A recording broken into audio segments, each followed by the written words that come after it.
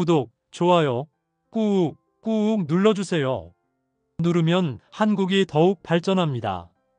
독일 최고 병원들이 포기한 환자를 한국인 의사가 구했다. 일부 시작합니다. 제보자 독일 의료 전문 기자 마틴 슈미트.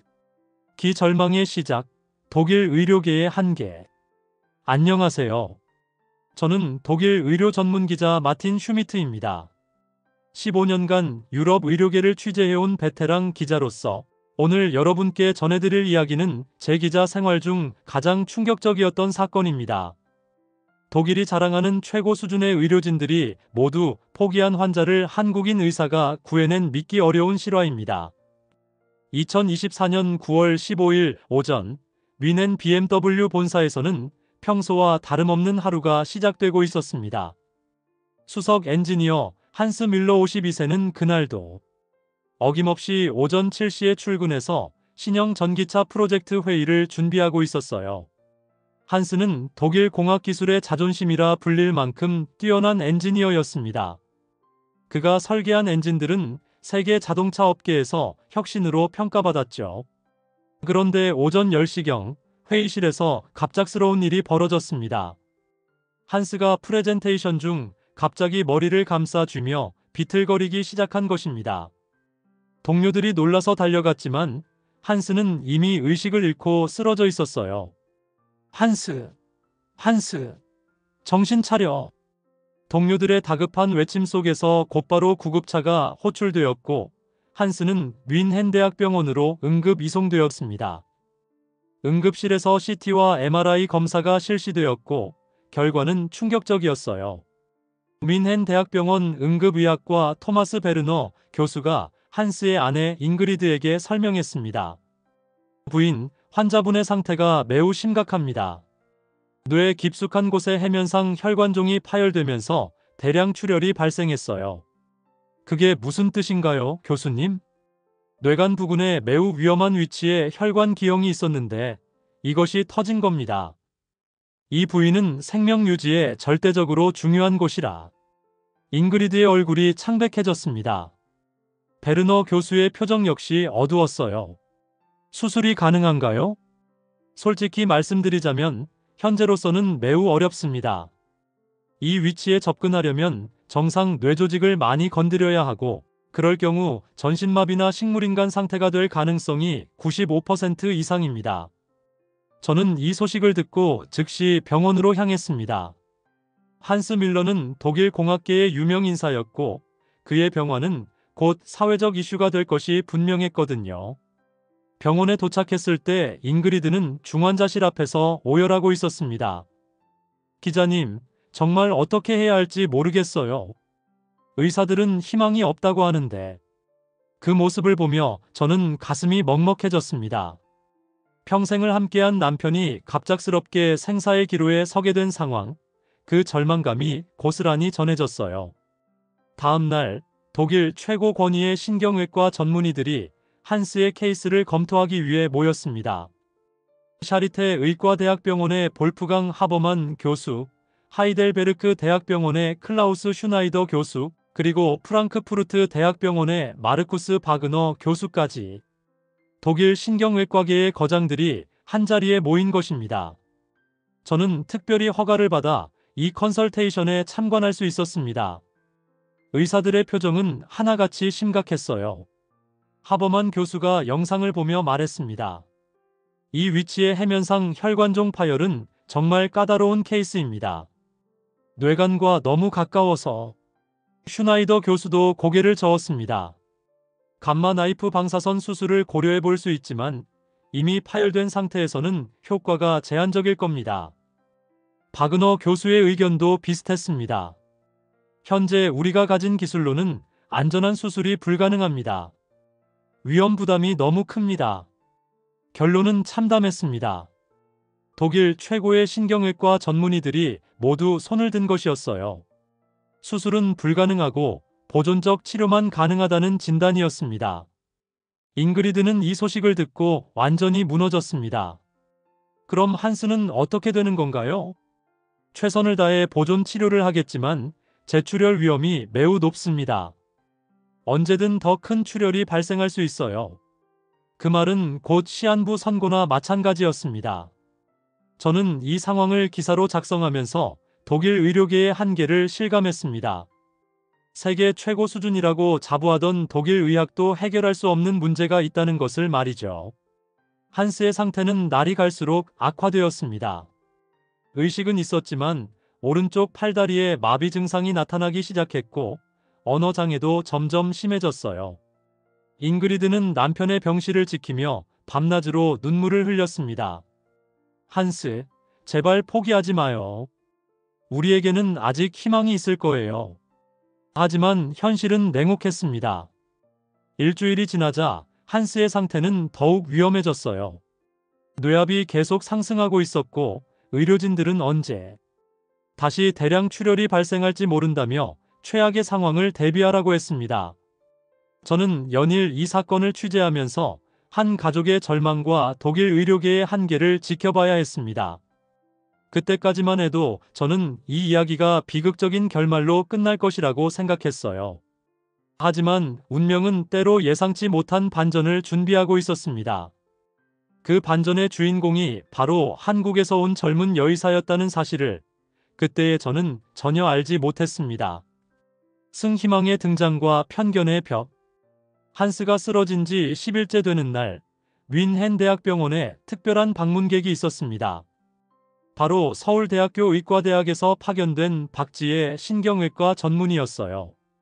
그녀는 독일 의료진과의 학술 교류 프로그램의 일환으로 3개월간 윈헨 대학병원에서 연수를 받기로 되어 있었습니다. 저는 우연히 병원 로비에서 박지혜 의사를 처음 만났습니다. 키 165cm 정도의 단정한 외모에 또렷한 눈빛이 인상적인 여성이었어요. 그녀가 신경외과 의사라는 것을 듣고 저는 깜짝 놀랐습니다. 안녕하세요, 기자님. 박지혜입니다. 한국에서 왔어요. 그녀의 유창한 독일어에 저는 또 한 번 놀랐습니다. 발음도 거의 네이티브 수준이었거든요. 한국에서 신경외과를 전공하셨나요? 네. 서울대학교 의과대학에서 신경외과를 전공했고, 최근에는 나노로봇을 이용한 미세뇌 수술 기법을 연구하고 있습니다. 나노로봇이라는 단어에 저는 귀가 번쩍 띄었습니다. 의료기술에 관심이 많았던 저로서는 매우 흥미로운 분야였거든요. 나노로봇 수술이라니 정말 가능한 일인가요? 아직 임상 단계이지만 기존에는 불가능했던 수술들이 가능해지고 있어요. 특히 뇌 깊숙한 곳에 병변에 접근할 때 정상 조직의 손상을 최소화할 수 있습니다. 그 순간 저는 번뜩이는 아이디어가 떠올랐습니다. 혹시 이 한국 의사가 한스의 케이스에 도움이 될 수 있지 않을까? 혹시 해면상 혈관종 수술도 가능한가요? 박지혜 의사의 눈이 반짝였습니다. 그것이야말로 나노로봇 수술의 최적 적응증 중 하나입니다. 기존 방법으로는 접근이 어려운 깊은 부위의 혈관 기형을 안전하게 제거할 수 있어요. 저는 즉시 잉그리드에게 연락했습니다. 새로운 희망이 될 수도 있다고 말이죠. 하지만 잉그리드의 반응은 예상과 달랐습니다. 기자님, 정말 감사하지만 한국 의사라고 하셨죠? 독일 최고의 의사들도 불가능하다고 했는데 과연 믿을 수 있을까요?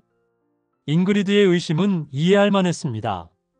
평생을 독일에서 살면서 독일 의료진에 대한 절대적 신뢰를 가지고 있었던 그녀에게 아시아에서 온 젊은 여의사는 다소 불안한 존재였을 거예요. 그럼에도 저는 포기하지 않았습니다. 한스의 상태가 점점 악화되고 있었고 이대로라면 정말 희망이 없을 것 같았거든요. 저는 박지혜 의사를 잉그리드와 만나게 주선했습니다. 중환자실 앞 상담실에서 첫 만남이 이루어졌습니다. 잉그리드는 처음에 다소 경계하는 눈빛이었어요. 안녕하세요, 부인. 박지혜입니다. 남편분의 상태에 대해 들었습니다. 박지혜 의사는 예의 바르게 인사했지만 잉그리드의 표정은 여전히 굳어 있었습니다. 의사 선생님, 혹시 정말 우리 남편을 도울 수 있나요?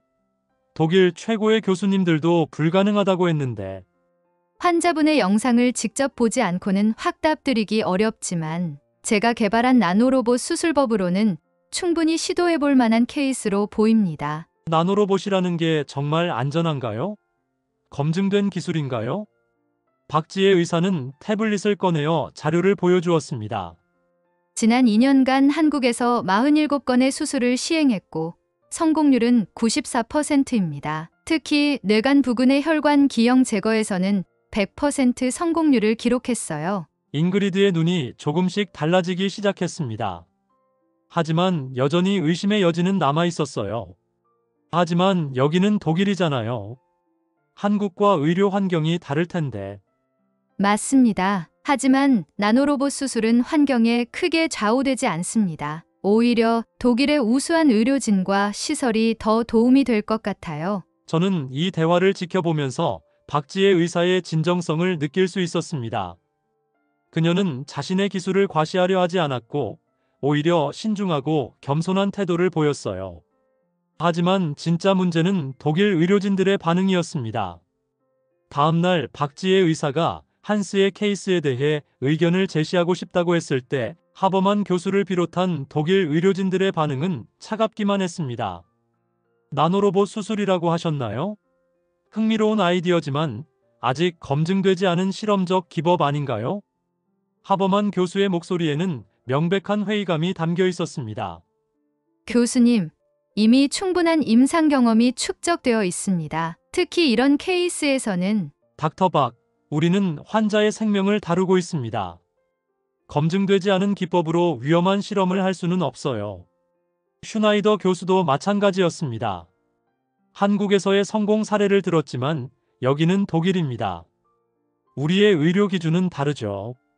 그 말에는 은근한 우월감이 섞여 있었어요. 독일 의료진들은 자신들이 세계 최고라는 자부심이 강했고 아시아에서 온 젊은 의사의 제안을 진지하게 받아들이려 하지 않았습니다. 박지혜 의사는 실망한 기색을 감추지 못했지만 포기하지 않았어요. 그렇다면 제가 직접 환자분의 영상을 분석해서 상세한 수술 계획을 제시해 드릴까요? 그 후에 판단해 주셔도. 그럴 필요는 없습니다. 우리는 이미 충분히 검토했어요. 하버만 교수의 단호한 거절에 회의실의 분위기는 싸늘해졌습니다. 저는 그 순간 독일 의료계의 폐쇄성과 편견을 적나라하게 목격했어요. 박지혜 의사는 회의실을 나오면서 저에게 말했습니다. 기자님, 정말 안타까워요. 환자분을 도울 수 있는 방법이 있는데. 의사 선생님, 포기하지 마세요. 뭔가 방법이 있을 거예요. 그날 밤 저는 잉그리드를 다시 만났습니다. 독일 의료진들의 거부 반응을 전하자 그녀는 깊은 한숨을 쉬었어요. 역시 무리였나 봐요. 독일 교수님들이 안 된다고 하시는데. 부인, 하지만 박지혜 의사는 정말 진심으로 도우려고 하는 것 같았어요. 하지만 위험하잖아요. 만약 수술이 실패한다면. 잉그리드의 마음은 희망과 두려움 사이에서 흔들리고 있었습니다. 남편을 구할 수 있는 마지막 기회일지도 모르지만 검증되지 않은 방법에 생명을 맡기기에는 너무 무서웠던 거죠. 그런데 그 다음 날 상황이 급변했습니다. 한스가 갑자기 의식을 잃고 쓰러진 것입니다. 재출혈이 발생한 것이었어요. 응급 CT를 찍어보니 출혈량이 이전보다 크게 증가해 있었습니다. 부인, 환자분의 상태가 매우 위험합니다. 이대로라면. 의료진의 표정이 절망적이었습니다. 더 이상 기다릴 시간이 없었어요. 잉그리드는 그제서야 박지혜 의사를 찾았습니다. 의사 선생님, 제발 우리 남편을 도와주세요. 다른 방법이 없어요. 박지혜 의사는 즉시 한스의 상태를 확인했습니다. 그리고 놀라운 제안을 했어요. 지금이라도 수술하면 살릴 수 있어요. 하지만 독일 의료진들의 협조가 필요합니다. 드디어 기적의 서막이 오르기 시작했습니다. 독일 최고 병원들이 포기한 환자를 한국인 의사가 구했다. 일부 시청해 주셔서 감사합니다. 독일 최고 병원들이 포기한 환자를 한국인 의사가 구했다. 2부 시청해 주세요.